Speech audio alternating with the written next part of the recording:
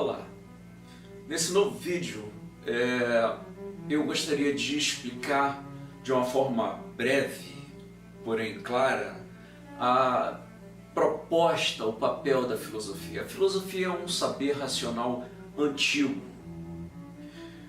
Normalmente, a filosofia ela tem como consequência desenvolver determinadas capacidades e habilidades intelectuais muito singulares. Uma delas é a capacidade de clarificar e elucidar alegações. A outra é fundamentar muito bem determinadas alegações. Então, obviamente, a filosofia começa com o espanto, com a admiração e com a dúvida. Questões como: pessoas têm livre-arbítrio? Deus existe? Como isso tudo começou? Por que existem as coisas e não o nada? Afinal de contas, a alma é separada do corpo ou o corpo é tudo que nós temos? E a morte? O que é a morte e o que ela nos diz sobre as nossas próprias vidas? O certo e o errado são valores relativos ou existe certo e errado independente das nossas preferências? Estas são questões filosóficas, questões que nos geram certamente uma vertigem intelectual extraordinária. O questionamento filosófico nos tira o chão, nos tira o apoio. Tanto que Platão, por meio de Sócrates, num livro chamado Teteto, comparou o pensar filosófico com o parir. Ambos, na concepção de Platão, pensar filosoficamente e parir doem. Então pensar dói. Pensar com radicalidade. Ser radical significa ir à raiz. Tá aí uma coisa que a filosofia faz. Vai à raiz. Outro aspecto muito interessante da filosofia é que ela não parte de verdades dadas.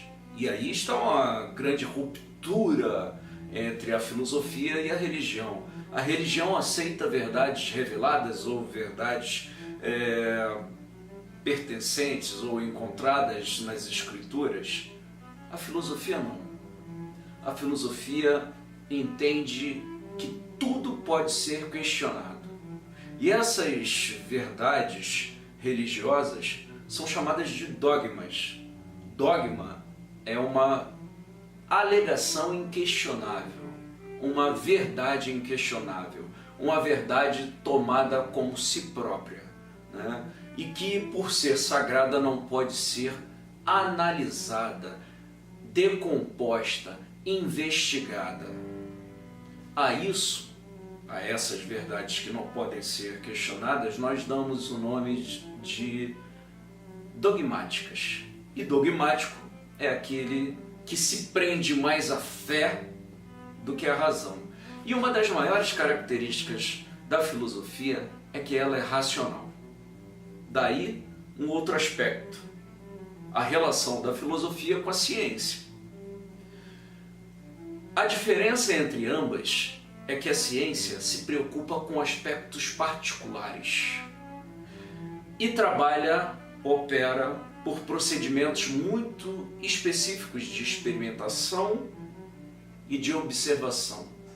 A filosofia, em contrapartida, muito embora tenha como similaridade o aspecto racional, ela trabalha com conceitos, ela analisa conceitos. Uma pergunta como: por que existem as coisas e não o nada? Ela pode ser uma pergunta sem sentido. E é isso que os filósofos perguntam. Se algumas questões têm sentido, se elas têm legitimidade de ser, e se elas têm legitimidade de ser, quais são as respostas mais razoáveis? Porque também isso a filosofia faz. Existem respostas que não são suficientes. Muito embora não possamos encontrar respostas para todas as questões filosóficas, uma coisa o trabalho filosófico faz. Existem algumas questões que não são suficientes. E para finalizar esse vídeo introdutório, eu quero citar dois filósofos muito distantes no tempo.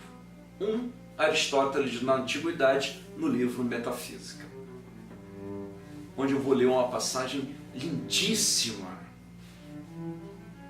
Diz Aristóteles: de fato os homens começaram a filosofar, agora como na origem, por causa da admiração. Na medida em que inicialmente ficavam perplexos diante das dificuldades mais simples, em seguida, progredindo pouco a pouco, chegaram a enfrentar problemas sempre maiores. Por exemplo, os problemas relativos aos fenômenos da Lua, aos do Sol e dos astros, ou os problemas relativos à geração de todo o universo.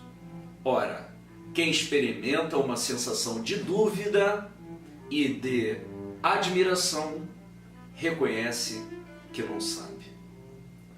De modo que, se os homens filosofaram para libertar-se da ignorância, é evidente que buscavam o conhecimento unicamente em vista do saber e não por alguma utilidade prática.